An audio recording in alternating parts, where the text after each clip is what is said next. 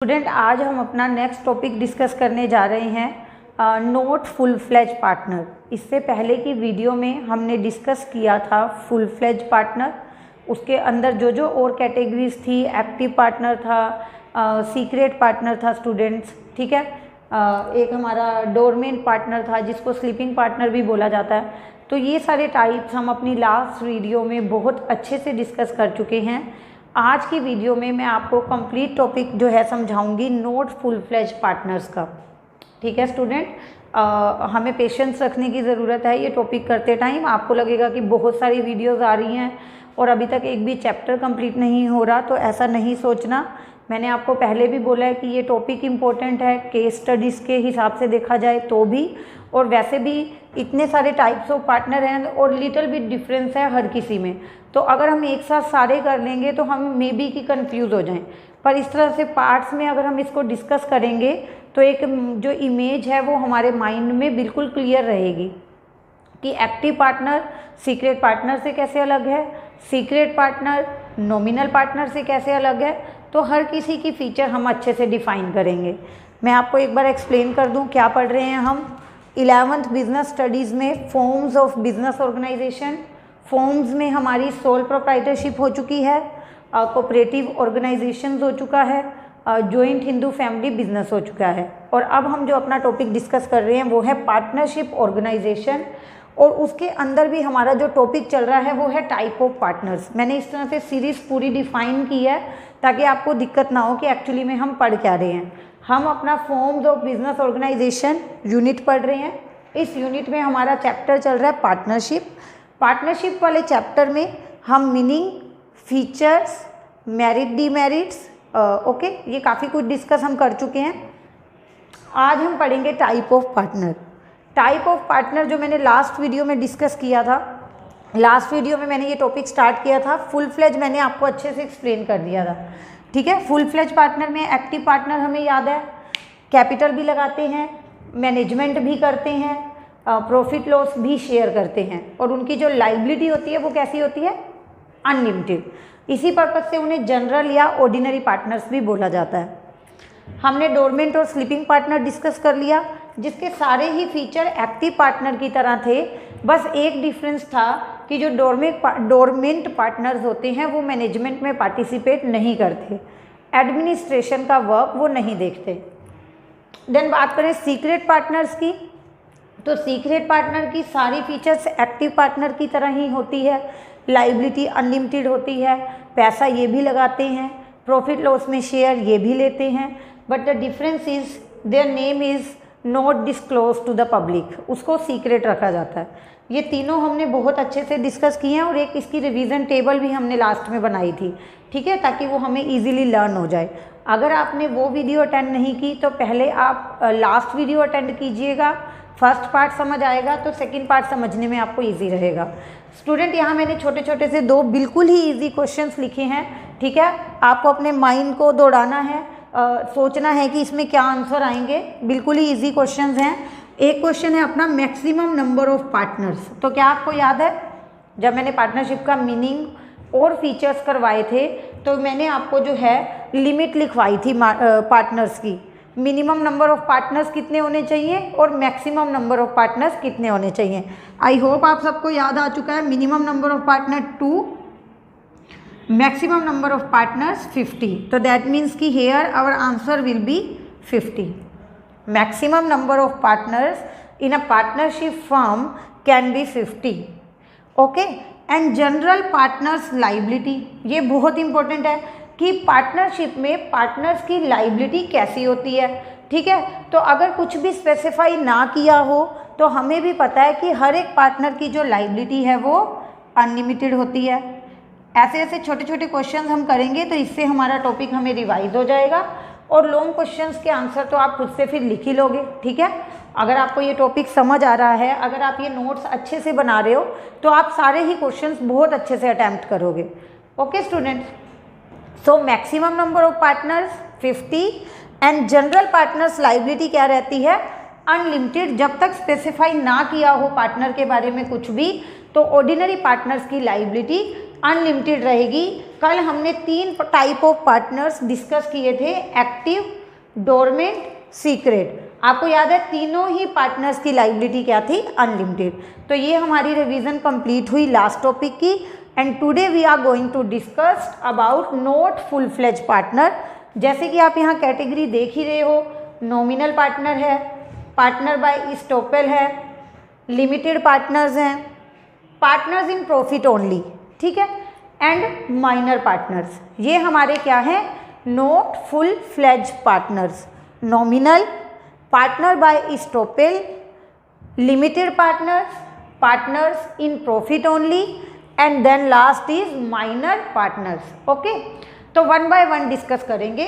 सबसे पहले मैं आपको बताती हूँ नॉमिनल पार्टनर्स। नॉमिनल, जिन पार्टनर्स का नेम यूज किया जाता है बिजनेस में, means they are not investing any money in the business, they are not sharing profit और loss with the partners, they have no role in the administration work, but their liability will remain unlimited. अब आपको लगेगा कि ये किस type का partner है जो ना तो पैसा लगा रहा है, ना उसको प्रॉफिट और लॉस मिलेगा, ना ही वो एडमिनिस्ट्रेशन में कोई रोल प्ले कर रहा है, still his liability will remain unlimited as the other partners have. जैसे बाकी पार्टनर्स की अनलिमिटेड लायबिलिटी है, वैसे ही नॉमिनल की भी अनलिमिटेड लायबिलिटी है। तो इनका क्या है? नेम यूज किया जाता है, just because of the reason they have special attachment with the firm. Nominal partners की किसी भी तरह की कोई स्पेशल अटैचमेंट होती है फर्म के साथ, जिसकी वजह से वो अपना नेम यूज़ करने की परमिशन हमें दे देते हैं। हम नए हैं मार्केट में, हमें कोई जानता नहीं है, हमें लगता है कि अगर हम हमारे नाम से बिजनेस करेंगे तो हमें बहुत ज़्यादा प्रॉफिट नहीं होंगे, इसीलिए हमें एक ऐसे पर्सन का नेम चाहिए जो मार्केट में सब जानते हों।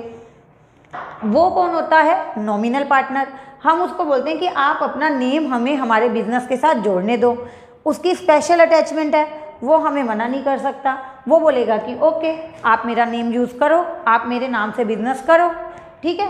अब उसके नाम से बिजनेस चल रहा है, तो यहाँ पे क्या है? ना वो पैसा लगाएगा, ना वो प्रॉफिट लॉस लेगा, ना वो मैनेजमेंट करेगा, पर सिर्फ और सिर्फ उसने हमें अपना नाम यूज़ करने दिया है, इसीलिए at the last his liability will remain unlimited, ठीक है। अगर यहाँ मैं आपको एक एग्जांपल दूँ, फॉर एग्जांपल एक फादर है और उसके बच्चों ने कोई फर्म बनाई है, ठीक है, उन्होंने कोई नया बिजनेस शुरू किया, लेकिन उनके बच्चों को अभी कोई नहीं जानता, ठीक है। उनके 2 सन हैं, 3 सन हैं, XYZ को कोई नहीं जानता मार्केट में। तो वहाँ पे वो अपने फादर को बोल रहे हैं कि आप अपना नेम हमें यूज़ करने दो, हम अपने फादर के नेम से अपनी फर्म को शुरू करेंगे, ठीक है। फादर के नेम से उन्होंने फर्म शुरू कर दिया। फादर ने ना तो यहाँ कोई पैसा लगाया है, ना ही फादर अपने जो हैं सन जो हैं उनसे कोई प्रॉफिट और लॉस लेना चाहते हैं, but still his liability will remain unlimited, क्योंकि उनका नाम बिजनेस के साथ जुड़ चुका है। Okay students, so nominal partner is clear to all of you. अब जल्दी से हम देखेंगे पार्टनर बाय इस्टॉपेल। ये भी काफ़ी इजी है, बस थोड़ा सा इसको समझने की ज़रूरत है। पार्टनर बाय इस्टॉपेल होता है जो एक्चुअली में तो पार्टनर है ही नहीं, जो एक्चुअली में पार्टनर है ही नहीं, ना तो उसने बिजनेस में पैसा लगाया है, ना ही वो बिजनेस से प्रॉफिट और लॉस लेता है, ना ही वो बिजनेस को मैनेज करता है। स्टिल उसकी लायबिलिटी भी जो है बन रही है, यहाँ पर लायबिलिटी भी उसकी बन रही है और उसका नाम भी हमने क्या रख दिया? Partner by estoppel. ये एक अलग तरह का आपको लग रहा होगा कि ये मैम कैसा टाइप आ गया। चलो यहाँ पे तो ये था, नॉमिनल पार्टनर में ये था कि उसका भी नो रोल था, no role in investment, no share in profit, no role in administration. Still liability unlimited थी क्योंकि अटैचमेंट थी, स्पेशल अटैचमेंट थी। अब आपको लग रहा होगा मैम ये किस तरह का पार्टनर है जो एक्चुअली में पार्टनर ही नहीं है, जिसने एक्चुअली में पैसे ही नहीं लगाए, ना उसको प्रॉफिट और लॉस में कोई इंटरेस्ट है। तो आप इस पॉइंट को देखो, हिज हर वर्ड्स और conduct highlights him as a partner. वो पार्टनर नहीं था, बिल्कुल नहीं था पार्टनर फर्म का, उसका फर्म से कोई लेना देना ही नहीं था, पर उसके वर्ड्स, उसके कंडक्ट ने ऐसा हाईलाइट किया कि वो बिजनेस का पार्टनर है, और इस वजह से अब उसकी भी जो है लायबिलिटी बन गई। कैसे वो पार्टनर नहीं है? No partnership means no investment at all, no share in profit and loss, no management, no partnership. इसलिए मैंने सिंपल हर पॉइंट को लिखने की बजाय मैंने सिंपल लिख दिया no partnership, means no investment, no share in profit and loss, no role in administration, still he is liable. यहाँ मैंने लिखा है ना ही इज लायबल, क्यों? क्योंकि उसके कंडक्ट ने थर्ड पार्टी को ऐसा शो किया कि वो पार्टनर है, उसके कंडक्ट ने, उसके वर्ड्स ने ऐसा शो किया कि वो पार्टनर है। ठीक है, फॉर एग्जांपल मैं कोई भी ऑर्डर लेने जा रही हूँ, ठीक है, मेरी फर्म है, मैं मेरी फर्म में पार्टनर हूँ और मैं जो है कोई भी ऑर्डर लेने जा रही थी। ठीक है, तो मैंने मेरी फ्रेंड को बोला कि आपको बहुत अच्छी नॉलेज है इस तरह से डीलिंग करने में, मैं तो बिजनेस में नहीं हूँ, आपको बहुत अच्छी नॉलेज है, आप मेरे साथ चलो थर्ड पार्टी से बात करने। ठीक है, जो भी ऑर्डर है वो मुझे ही मिले और इसके लिए जो है आप मेरे साथ चलो। मैं मेरी फ्रेंड को मेरे साथ ले गई थर्ड पार्टी के पास। मेरी जो फ्रेंड है उन्होंने बहुत अच्छा कंडक्ट किया, थर्ड पार्टी से बात की, सब कुछ रिप्रेजेंट किया मेरे बिहाफ पर और वो ऑर्डर हमें मिल गया। अब यहाँ पर जो थर्ड पार्टी है उसको क्या लगेगा कि जो मेरी फ्रेंड मेरे साथ गई है वो मेरी पार्टनर ही है, तभी वो इतने अच्छे से सब कुछ मतलब इन्वॉल्व हो रही है हर चीज़ में, हर डिसीज़न में, सब कुछ रिप्रेजेंट कर रही है और अग्री कर रही है कि ये जो है फर्म अपना ऑर्डर कंप्लीट कर देगी टाइम पे। तो आपका कंडक्ट, आपके वर्ड्स थर्ड पार्टी को क्या कन्वे कर रहे थे कि आप भी पार्टनर हो, आप भी पार्टनर हो, आपके खुद के कंडक्ट ही ने ये रिप्रेजेंट किया है, तो इसलिए अब आप भी लायबल हो गए। कल को ऑर्डर पूरा नहीं होता, वो कहेंगे लॉस की भरपाई करो, तो अब वो तो आपके पास आएंगे क्योंकि आपकी रिप्रेजेंट से खुश होकर उन्होंने ऑर्डर मुझे दिया था। अब वहाँ पे आप ये नहीं कह सकते कि no I am not partner of that partnership firm, आप ये एक्सक्यूज़ नहीं दे सकते कि मैं पार्टनर नहीं हूँ, क्योंकि थर्ड पार्टी बोलेगी कि मैंने तो आप पे ही विश्वास करके इनको ऑर्डर दिया था, आप ही इतना अच्छा बोल रहे थे, इतनी बड़ी बड़ी कमिटमेंट्स कर रहे थे, इतने अच्छे से सब कुछ रिप्रेजेंट कर रहे थे, तो मुझे तो लगता कि आप पार्टनर हो। तो इसीलिए आप क्या हो जाते हो, लायबल हो जाते हो टू डिस्चार्ज डेट्स, उन डेट्स को डिस्चार्ज करने के लिए जो आप पे ट्रस्ट करके फर्म को दिए गए थे। ठीक है, कितना अच्छे से ये मैंने आपको क्लियर कर दिया। आई होप अगर आप ये ध्यान से सुन रहे हो तो आपको बिल्कुल क्लियर हो रहा होगा। नॉमिनल पार्टनर जिसकी स्पेशल अटैचमेंट थी, ठीक है, और उसने अपना नाम खुलेआम यूज करने की परमिशन भी दी थी। पार्टनर बाय इस्टॉपेल में हम अपनी फर्म में उसका नाम यूज नहीं कर रहे, उसका नाम मेरी फर्म से कनेक्टेड बिल्कुल भी नहीं है, या हर डीलिंग्स में ऐसा नहीं है कि मैं उसका नाम यूज कर रही हूँ। सिर्फ एक पर्टिकुलर कॉन्ट्रैक्ट मुझे चाहिए था, मैंने अपनी फ्रेंड को बोला आप मेरे साथ चलो, इस तरह के कॉन्ट्रैक्ट्स में आपको मतलब इस तरह का जो कॉन्ट्रैक्ट होता है वहाँ पे आपको बहुत नॉलेज है, रिप्रेजेंटेशन की, प्रेजेंटेशन देने की, बात करने की आपको बहुत अच्छी नॉलेज है, आप इस कॉन्ट्रैक्ट को मुझे दिलवाओ, आप साथ चलो। अब यहाँ पे थर्ड पार्टी ने आपकी प्रेजेंटेशन के बेस पे मुझे कॉन्ट्रैक्ट दिया, उसको लॉस हो गया, तो उतना लॉस तो डिस्चार्ज करने के लिए आप भी लायबल हो, क्योंकि आपके ऊपर ट्रस्ट करके वो लोन मुझे मिला था, वो कॉन्ट्रैक्ट मुझे मिला था, वो पैसा मुझे मिला था। तो यहाँ पे आपकी लायबिलिटी कितनी है, उन डेट्स को डिस्चार्ज करने की लायबिलिटी है। अगर अदर पार्टनर्स उसको डिस्चार्ज नहीं कर पा रहे तो पार्टनरशिप आपकी बिल्कुल नहीं है। बस ये गलती है कि आपके वर्ड्स, आपके कंडक्ट ने ऐसा हाईलाइट कर दिया था थर्ड पार्टी को कि आप पार्टनर हो। ठीक है, now move to the next point, limited partner. Limited partner liability will remain limited, मतलब बाकी सब ठीक है, पैसा वो लगाएगा, प्रॉफिट और शेयर भी, प्रॉफिट और लॉस में हिस्सा भी वो लेगा, बस उसकी लायबिलिटी क्या रहेगी, लिमिटेड। यहां मैं लिख देती हूँ invest capital, share profit and loss, यही होता है ना, पैसा लगा रहा है, प्रॉफिट और लॉस भी शेयर कर रहा है, बट लिमिटेड का मतलब होता है कि जो लायबिलिटी है वो लिमिटेड रहेगी, लायबिलिटी जो है वो लिमिटेड रहेगी। अब लिमिटेड लायबिलिटी का एडवांटेज इसको मिल रहा है, तो उसके बदले हमें इससे कुछ ना कुछ तो लेना पड़ेगा। आपको भी पता है आजकल गिव एंड टेक तो कितना चलता है, अगर आप किसी को कुछ देते हो तो आप बदले में एक्सपेक्ट करते हो कि आपको कुछ मिले।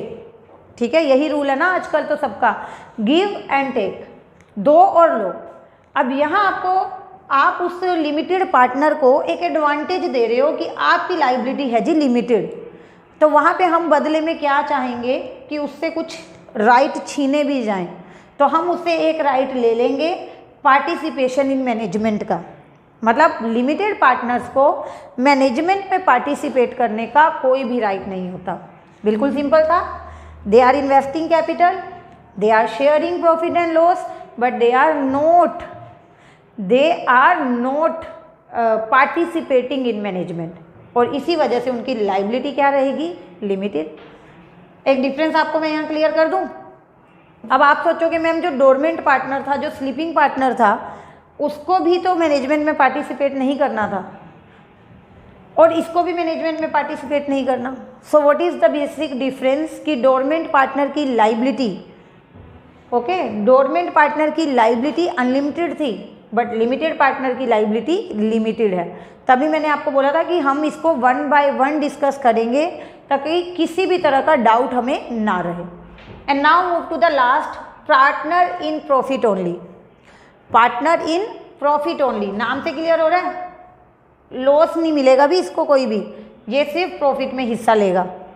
और अगर अब इसका कोई लॉस नहीं है तो इससे हमें कुछ लेना भी है, इसका कोई ना कोई राइट कम करना पड़ेगा। वो राइट हम क्या कम करेंगे, no right of participation. And liability भी क्या हो गई इसकी, लाइबिलिटी सॉरी इसकी अनलिमिटेड ही रहती है, लाइबिलिटी तो इसकी अनलिमिटेड ही रहती है।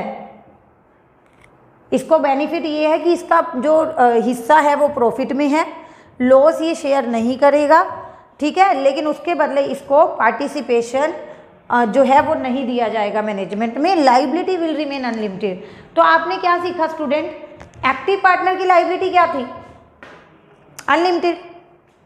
डोरमेंट पार्टनर की लाइबिलिटी क्या थी, अनलिमिटेड। सीक्रेट पार्टनर की लाइबिलिटी अनलिमिटेड। यहाँ आ जाओ, नॉमिनल पार्टनर की लाइबिलिटी अनलिमिटेड।